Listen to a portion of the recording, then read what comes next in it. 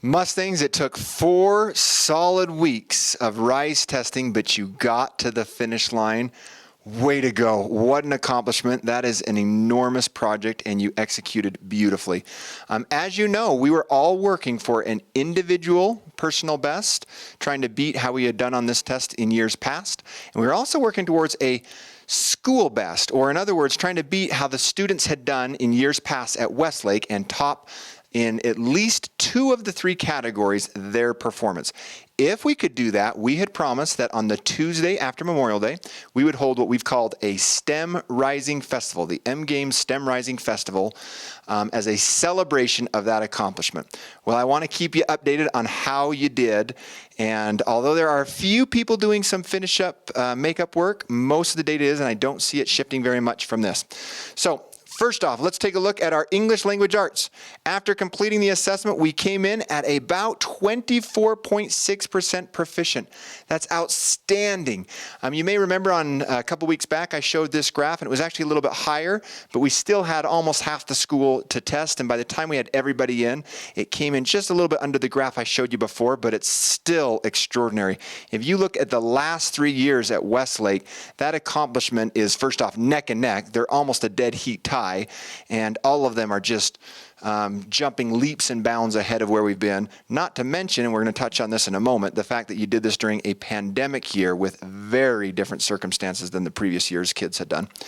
In mathematics, I want to show you how we did. We finished after all the testing with 16.3% proficient. Now, I've got an explanation for that, and I'm going to come back to it in a moment, but first I want to explain how science did. We finished with science at 26% proficient. So, job well done. Now let me jump back to the math one for just a second. Many of you noticed how very challenging that math test was, and we did as well. We actually have been giving you assessments throughout the year and know just how proficient you were on math, that when these numbers started to come back, they seemed out of place. They seemed wrong compared to the things we were used to seeing. For example, the fact that we had such different numbers in math than we saw in either English or science is really, really strange. That's not just true about Westlake, that's true about all of Granite School District and all of the state of Utah. In the last 4 or 5 years, Granite School District has had almost exactly the same percent proficient in math as they have had in English and science in our junior high grades. So the fact that our scores came back quite a bit lower in math made us scratch our heads a little bit. I did a little bit of digging, and I found out that in Granite School District this year, all the math scores in 7th and 8th grade are 12% lower than, for example, the language arts scores. So something is definitely different this year about those math scores. And I don't feel it's comparable to compare this year's math scores with all the other years, because it's clear something was different this year about the math test, not just at Westlake, but in Granite School District. And when the data comes back, I'm going to bet across the entire state of Utah.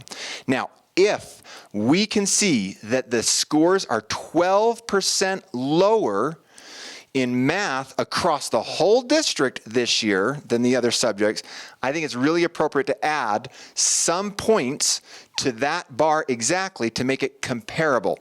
Now, we could add a full 12%. I went a little conservatively, and I'm only adding 10%. If we look at that in math for this year and adding that 10% to make it comparable to the previous years, that puts this group right up about 26.3%. Already, if you look at those graphs, we said we needed to hit it in 2 of the 3. It's definitely there in science. With that adjustment in math, which I think is very appropriate, it's there as well. And like I said, we've got a near dead heat tie in English. You guys did this with way fewer days of in-person learning than any of the Westlake kids who came before you. Look at those other graphs, the gray, the purple, the red, the yellow, the green, and the other blue. All of those kids got to come and practice their English, their math, their language arts, and their other subjects for 180 days in the year. You had about 135 days. So with all of that, you're coming in with about 75 to 80% of the amount of time to train.